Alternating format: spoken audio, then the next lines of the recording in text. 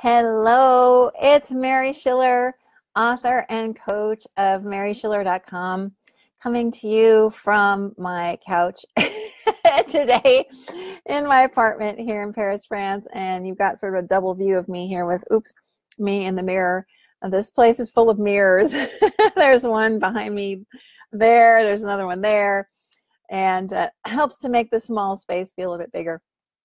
I was just writing an email to go out to my wonderful community today, mentioning that today's the last day to sign up for some individual coaching with me related to the 3 principles, all done via video. So I will include the link to that program in a comment here on this video when I post it. I was realizing that the topic that I was covering in the email that I sent to them might be helpful to you today. So I decided to jump on here and do a Facebook Live, and hopefully this message will be helpful to you or to someone you know. So please feel free to share if you think it would help somebody else. You know, one of the biggest moments of my life, and I don't say that lightly, hi Maria, was when I heard a truth via listening to some things related to these 3 principles, as they're called. And it was such a major moment in my life that I literally had to sit down when I became aware of it. I would rank this moment up there with the birth of my daughter, with the death of my mother and father, and all kinds of major events like that. It was perhaps even bigger, believe it or not. You know, as you may know, if you've heard me speak or read much of my stuff, you know, I was told that I was mentally ill for many, many, many years. And I was told that essentially nothing could fix me, that I was permanently broken. And the best I could do would be to learn to cope with the symptoms of what they call post-traumatic stress disorder. But there was no cure, and there was nothing that could actually be done to get rid of it or to even alleviate it all that much. It was more like you're going to have to do things the rest of your life to try to cope. And that was incredibly demoralizing to hear, because I felt like literally, you know, my life had been taken from me by the actions of a person who decided to be abusive towards me. And many of the professionals that I spoke to over the years were, I wouldn't say dismissive, but they were almost like, you know, why are you even looking for a permanent solution to this? Because there isn't one. And I grew pretty desperate at certain points. There was one point in time around 2010 where I was trying to find a doctor in New York City who would prescribe me a drug that was not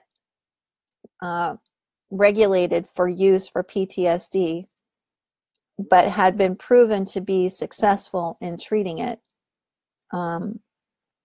And it was basically called, I forget the actual name of the drug, it starts with a P, it's a long convoluted name, but they called it the memory drug because it seemed to have the effect of erasing memories of traumatic events when they had tested it with certain people. And I had looked for a clinical trial for that drug many times and had only seen clinical trials for veterans, war veterans, not for women, let's say, who'd been through domestic violence and rape and things like that I had. So I was trying to find a doctor who would prescribe this drug for me. That was probably one of the lowest points in my whole adult life in trying to cope with this supposedly incurable mental illness that I had. And then when I came across the principles, it took me a little while to see this, but not that long, actually, surprisingly, just a few weeks really, where it literally felt like a bolt of lightning had hit me. And I realized that everything I had been told about being permanently damaged, broken, unfixable, all that stuff was completely wrong. And it was so obvious to me that I almost couldn't believe that I hadn't seen it before, except that no one had even come close to indicating that to me in the past. No one sitting across from me in those, a multitude of offices, and I lost track at like 24, 25 different mental health professionals that I saw over those years. Not one of those people sat across from me and saw me as okay. They saw me as damaged goods, but they were wrong. And I feel very, very strongly that this message needs to get out into the wider world. I appreciate the fact that it upends an entire industry based on seeing people as unwell or worse. I understand that it upends an entire industry related to supplying drugs to people who have been told they are unwell or worse. But I really don't care because if the people who have designated themselves as helpers of those who are struggling really want to help those people who are struggling, then they need to look in a new direction.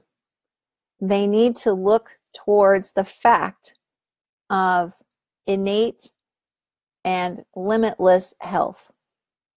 That the only reason anyone ever looks like they've got something wrong with them is because that person is listening to a story in their head. That story isn't who they are. It has nothing to do with their state of health whatsoever. Those things are completely disconnected. It looks really weird to me now to equate those two things, because that person is not those thoughts. They don't have to do anything about those thoughts.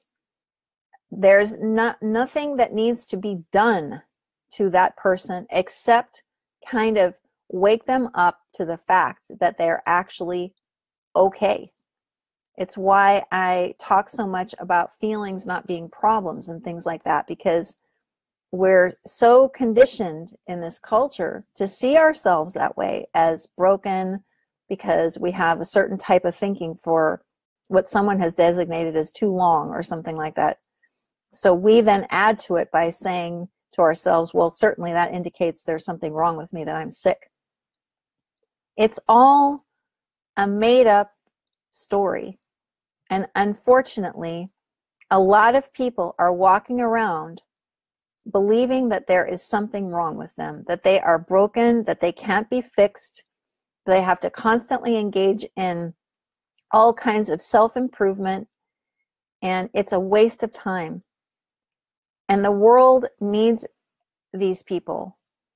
It needs people to see this truth for themselves and start acting more and more from this place of innate health. Hi, Maria.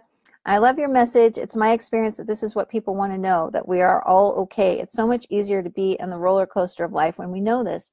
Absolutely, because the roller coaster of life is thought.